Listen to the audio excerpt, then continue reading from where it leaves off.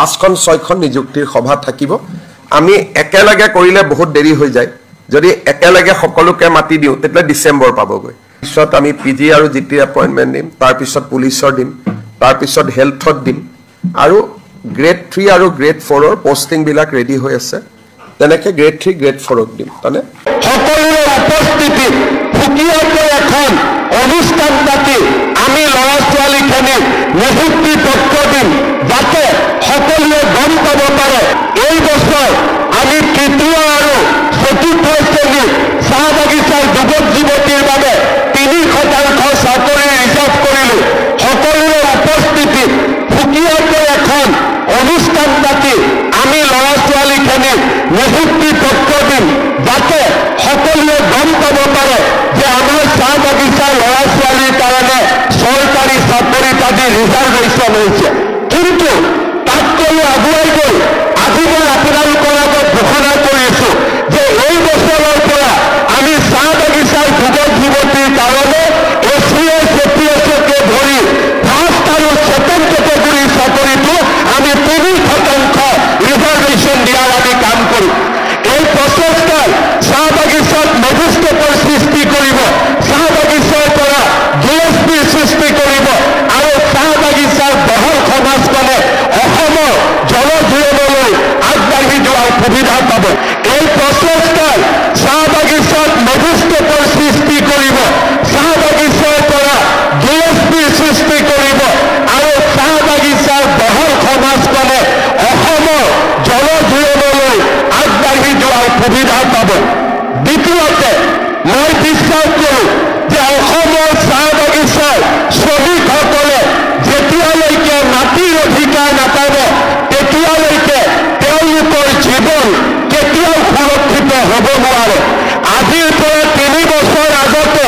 অসম বিধানসভাত মই স্পষ্টভাৱে ঘোষণা কৰিছিলোঁ যে মই অসমৰ মুখ্যমন্ত্ৰী থকা সময়তে চাহ বাগিচাৰ মালিকৰ পৰা বাগিচাৰ ৰাইজৰ মাটি কাঢ়ি আনি শ্ৰমিকসকলক দিয়াৰ মই ব্যৱস্থা হাতত ল'ম আজি মই একে সাহসেৰে আপোনালোকক ক'ব খোজো 25 নৱেম্বৰ অসম বিধানসভাত আমি আইন উত্থাপন কৰিম যি আইনৰ দ্বাৰা চাহ বাগিচাৰ মালিকৰ পৰা ৰাইজৰ মাটি আমি কাঢ়ি আনি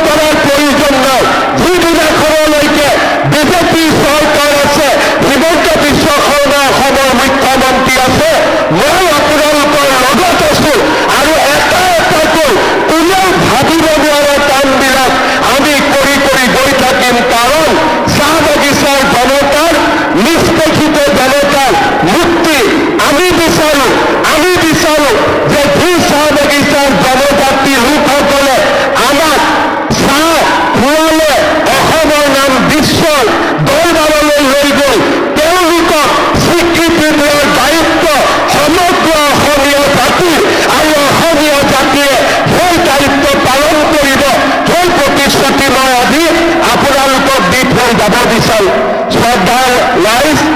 অসমত বিজেপি চৰকাৰ, আমাৰ চৰকাৰখন আপোনালোকৰ লগত আছে, আপোনালোকৰ লগত থাকিব। মই বিচাৰো অসমৰ চাহ বাগিচাৰ পৰা IAS অফিচাৰৰ সৃষ্টি হওক, অসমৰ চাহ বাগিচাৰ পৰা বিজ্ঞানীৰ সৃষ্টি হওক, ডাঙৰ ডাঙৰ ফুটবল খেলুৱৈৰ সৃষ্টি হওক, ডাঙৰ ডাঙৰ সৰু দলৰ সৃষ্টি হওক, আৰু ঝুমুৰ দেখাৰ পিছত মই নিশ্চিতভাৱে ক'ব পাৰোঁ যে আমাৰ চাহ বাগিচাৰ বুকুৰ পৰাও এদিন ডক্টৰ ভূপেন হাজৰিকা, জুবিন গাৰ্গৰ দৰে সংগীতজ্ঞ সাংস্কৃতিক শিল্পী আমাৰ চাহ বাগিচাৰ বুকুৰ পৰাই জন্ম হ'ব, তাক মই বিশ্বাস কৰোঁ। অকল মই বিশ্বাস কৰাই নহয়, ঝুমুৰৰ নৃত্য চাই বিশ্বৰ ৰাষ্ট্ৰদূতসকলে মোক কৈ গৈছিল যে এনেকুৱা নৃত্য, যি নৃত্যত মাটিৰ সম্পৰ্ক আছে, যি নৃত্যত অসমৰ সমগ্ৰ জনগণৰ প্ৰতি কৃতজ্ঞতাৰ চিন আছে, যি নৃত্যত কঁকালৰ ঘাম মাটিত পেলাই নিজৰ মাতৃভূমিক সেৱা কৰাৰ সংকল্প আছে, তেনে নৃত্য জগততে বিৰল। আৰু আমি সেইবাবে ঝুমুৰৰ দৰে নৃত্যক সন্মান কৰিব লাগে, আগুৱাই লৈ যাব লাগে। শ্ৰদ্ধাৰ ৰাইজ, আজি মই ধন্যবাদ জনাইছো আটছাৰ কেন্দ্ৰীয় অধিৱেশন যোৱা 4.5 বছৰত আটছাৰ সভাপতি ফিৰাজ গোৱালা ডাঙৰীয়া, সাধাৰণ সম্পাদক জগদীশ বাৰাই, তেওঁলোকে চৰকাৰখনৰ লগত নিৰন্তৰ সহযোগিতা কৰাৰ বাবে যোৱা 4.5 বছৰত আমি বাগিচাৰ সমাজখনৰ বাবে বহুখিনি আগতে নোহোৱা কাম আমি কৰিব পাৰিছিলোঁ। আমাৰ এছিয়ানেছে হওক, আমাৰ বাগিচাৰ মন্ত্ৰী বিধায়কসকলে হওক, সকলোৰে সংসদসকলে হওক, সকলোৰে নিৰন্তৰ প্ৰচেষ্টাত আজি আমি এনেকুৱা এটা সময়ত কৰি আহিছোঁ আৰু সমাজখনৰ উন্নয়নৰ বাবে,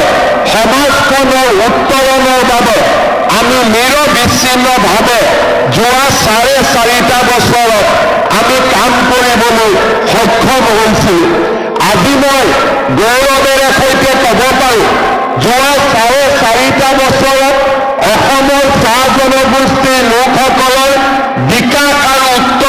উত্তৰণৰ বাবে আমাৰ চৰকাৰে লোৱা প্ৰচেষ্টাসমূহে আজি চাহ জনগোষ্ঠীৰ লোকসকলৰ জীৱনলৈ এক ইতিবাচক প্ৰভাৱ পেলাব পাৰিছে